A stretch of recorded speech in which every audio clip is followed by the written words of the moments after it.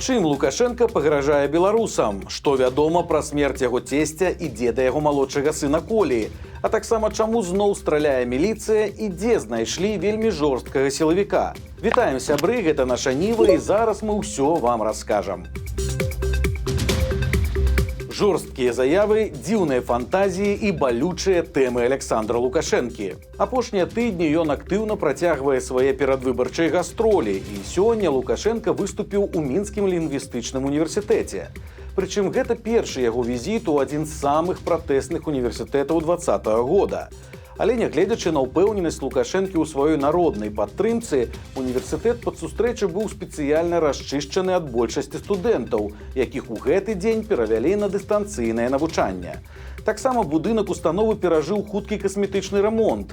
Усё адмылі, сям-там памянялі вокны ці дзверы, на вуліцы тэрмінова павысаджвалі кветкі. А само выступленне прайшло пад наглядам вялікай колькасці супрацоўнікаў КДБ.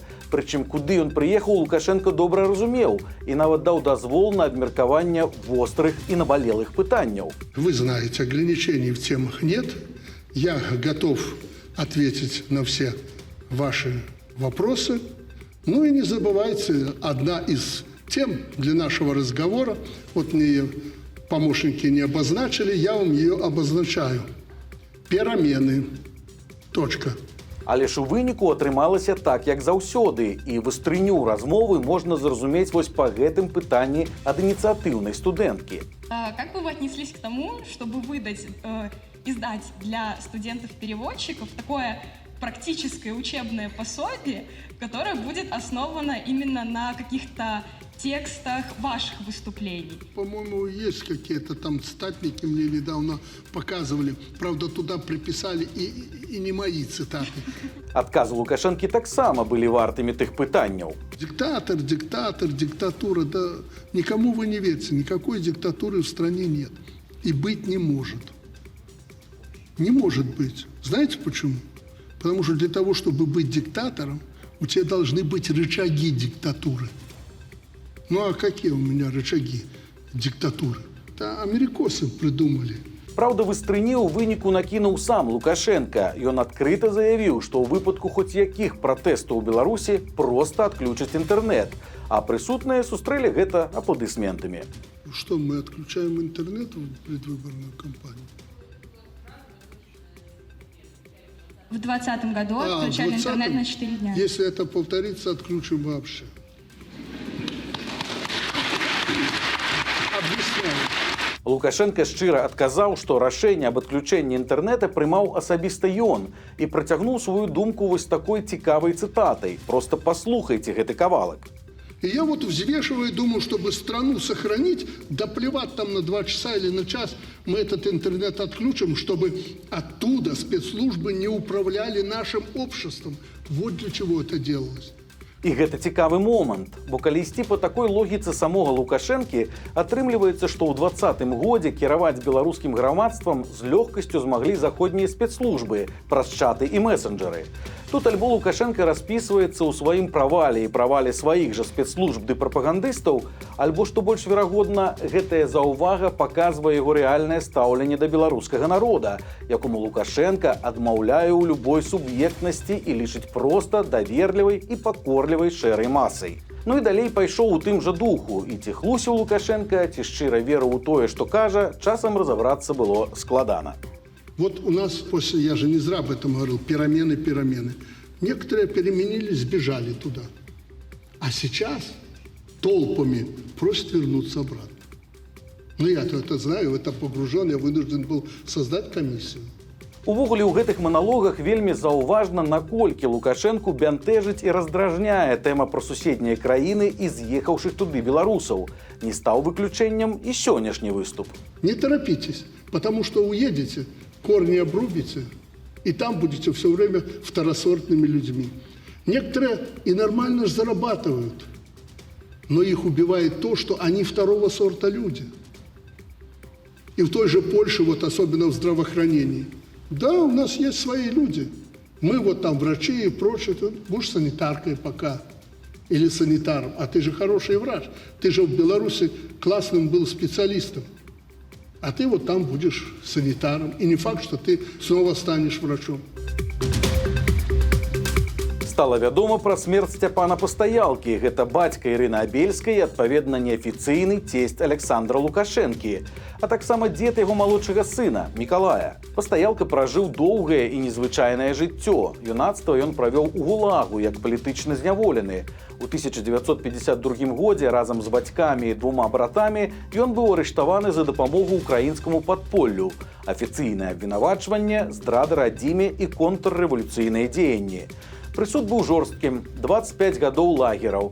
Сцяпан адбываў пакаранне ў расійскім Нарыльску, але праз пару гадоў пасля смерці Сталіна вызваліўся. Ён выйшаў на свабоду па амністыі ў 1956 годзе.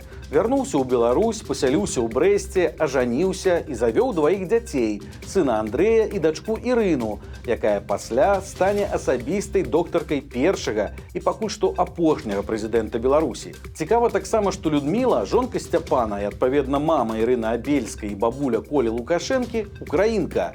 Яна была родам з вёскі на Палтаўшчыне. Менавіта таму Лукашенка часам паўтарае, што яго малодшы сын напалову украінец.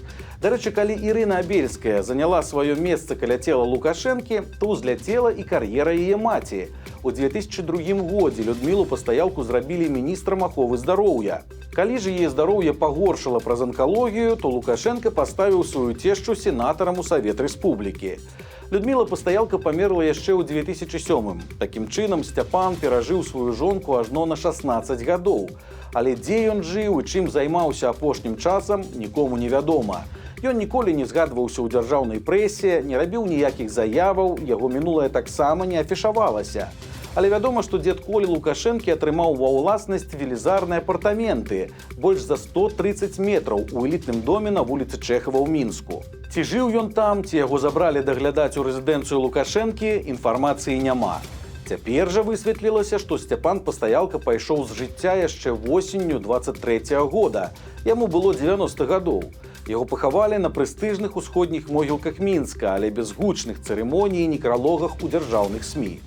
Цікава, што Пастаялка знайшоў свой спачын на віп-алеі могілак. Ён ляжыць асобна ад жонкі, затое побач з міністрам замежных спраў Беларусі Владзімірам Макеем, а таксама кіраўнікамі БССР Яфрэмам Сакаловым і Анатолем Малафеевым. Праблемы ў сяброўкі Лукашэнкі. Украінскую спявачку Таісію Павалей пазбавілі на радзіме звання заслужанай артысткі. Адпаведны ўказ быў падпісаны на днях. Агулам там 34 чалавекі, якіх абвінавачваюць у здрадзе або апраўданні расійскай агрэсіі. Павалей – адна з любімых спявачак Лукашэнкі. Ён быў заўважаны ў танцах пад яе кампазіцыі і нават спяваў разам з ёй на купалле ў 18-м годзе.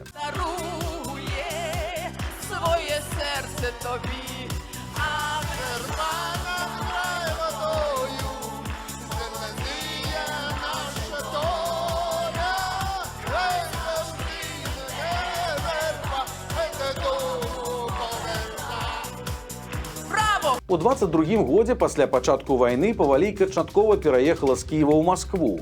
Акрамя таго, яна працягвае рэгулярна ездзіць з канцэртамі і ў Беларусь.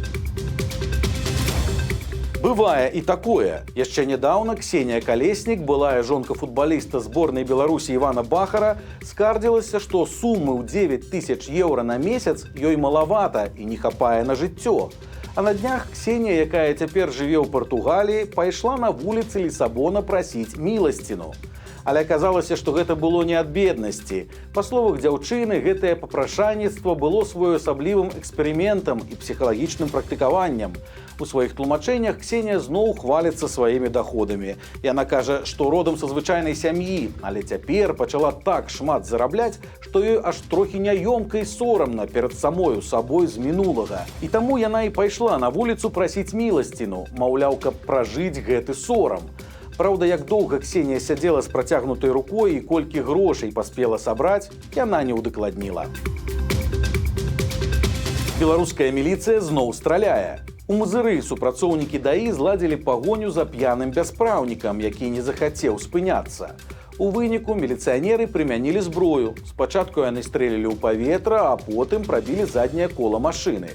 Парушальнік усё роўна паспрабаваў збегчы, але яго ў выніку затрымалі. За рулём апынуўся 22гадовы жыхар Брэсцкай вобласці, які раней не раз прыцягваўся да адказнасці за язду без правоў і ў нецвярозым стане. Агляд паказаў, што хлопец быў на падпітку, у яго крыві знайшлі 0,7 праміле. Цяпер на гоншчыка склалі адміністрацыйныя пратаколы. Знайшоўся адзін з самых жорсткіх сілавікоў. Гаворка пра Андрэя Пальчыка. Да 2023 года ён быў начальнікам папраўчай калоніі нумар 1 у Новаполацку і стаў вядомы жорсткімі здзекамі, пра якія расказвалі праваабаронцам і СМІ былыя палітвязні. У калоніі перыядычна паміралі асуджаныя, а падначалены Пальчыку супрацоўнік па прозвішчы Пятроў нават быў асуджаны за збіццё зняволенага. Калі Андрэй Пальчык быў звольнены, у СМІ з'явілася інфармацыя, што яго накіруюць працаваць з паніжэннем на пасаду начальніка калоніі пасялення. Але ж не. Аказалася, што ў Пальчыка ўсё адносна няблага, і ён працягвае сваю кар'еру начальніка. Цяпер ён займае пасаду начальніка арышнага дому ў Віцебску, адначасова з'яўляючыся намеснікам начальніка установы следчы ізалятар нумар 2. Незвычайны распродаж. У мінскім стокавым гіпермаркеце прадаюць пасылкі з кітайскага Аліэкспрэса, якія не трапілі да адрасатаў. Прычым робіцца гэта ўсляпую. Пакупнік не ведае, што яго чакае ўнутры. Памацаць пакунак можна, але адкрываць не. Кошт адной пасылкі ад 10 рублёў. Некаторыя блогеры ўжо прынялі ўдзел у гэтым распродажы і паказалі, што ім трапляецца. Напрыклад, адной дзяўчыне дасталася нейкая б'юці-прылада, більярдны кій і музычны інструмент калімба. У Беларусі працягваюць забараняць кнігі. Міністэрства інфармацыі размясціла на сваім сайце спіс друкаваных выданняў, якія, цытата, змяшчаюць матэрыялы, распаўсюд якіх здольны нанесці шкоду нацыянальным інтарэсам Рэспублікі Беларусь. У гэтым чорным спісе зусім розныя выданні. Раман Маркіза де Сада, японскія коміксы манга, кніжкі пра паганскіх багоў ці тыя, дзе ўздымаецца тэма ЛГБТ. Агулам у дакуменце 35 найменняў. Сілавікі Лукашэнкі працягваюць рыхтавацца да выбараў як да вялікай бяды. Цяпер яны адпрацавалі падаўленне бунтаў калоніі, а назіраў за ўсім асабіста міністр унутраных спраў Кубракоў. Па выніках міністр застаўся задаволены і заявіў, цытата, «Мы павінны быць гатовыя дзейнічаць у гэтых установах пры бунце і захопе закладнікаў. Таму важна ўлічыць усе нюансы і адпрацаваць алгарытмы рэакцыі на розныя сітуацыі». Беларус сам сябе распіліў. Дзікая гісторыя адбылася ў Пухавіцкім раёне. Там жанчына звярнулася да суседа, які працаваў вальшчыкам лесу і папрасіла папілаваць ёй дровы. Мужчына быў добра выпіўшы, але схадзіў за бензапілою і ўзяўся за працу. Скончылася, праўда, ўсё вельмі і вельмі трагічна. Праз нейкі час жанчына знайшла нежывое цела суседа з ранамі ад бензапілы. Унікальны дзень народзінаў. У Ваўкавыску жывуць блізняты-рэкардсменкі. Жанчынам споўнілася па 99 гадоў. На дваіх у сёстраў 9 унукаў і 10 праўнукаў. Нарадзіліся яны яшчэ ў 1925 годзе і, па словах сваякоў, абедзве бабулі ў здаровым розуме і добрай памяці, бадзёрыя і вясёлыя, і нават працягваюць працу на гародзе. Цяпер адна з іх унучак жартуе, што прашарсціла інтэрнэт і знайшла бабуль-рэкардсменак з Японіі, якім па 107 гадоў. Цяпер беларускі разлічваюць пабіць гэты рэкорд. Маладая мама зрабіла дачцэ ў садок незвычайную ляльку – Барбі ў беларускім нацыянальным строі і атрымала вал абураных каментароў. Праўда, людзі пачалі актыўна абмяркоўваць не творчасць жанчыны, а старую традыцыю беларускіх школ і садкоў, калі дзецям даюць такія заданні, якія ў выніку пераўтвараюцца ў спаборніцтва іх бацькоў. У выніку відэа з той лялькай сабрала амаль 200 000 праглядаў і сотні каментароў. Вось такія навіны. Нагадваем, што ў нядзелю на нашым канале выйдзе чарговы цікавы сюжэт. Таму падпісвайцеся на канал, каб нічога не прапусціць, стаўце свае лайкі альбо дызлайкі і выказвайце заўвагі ў каментарах. Ну і, канешне, чытайце нашу Ніву, глядзіце нашу Ніву і любіце Беларусь. Сустрэнемся ў нядзелю.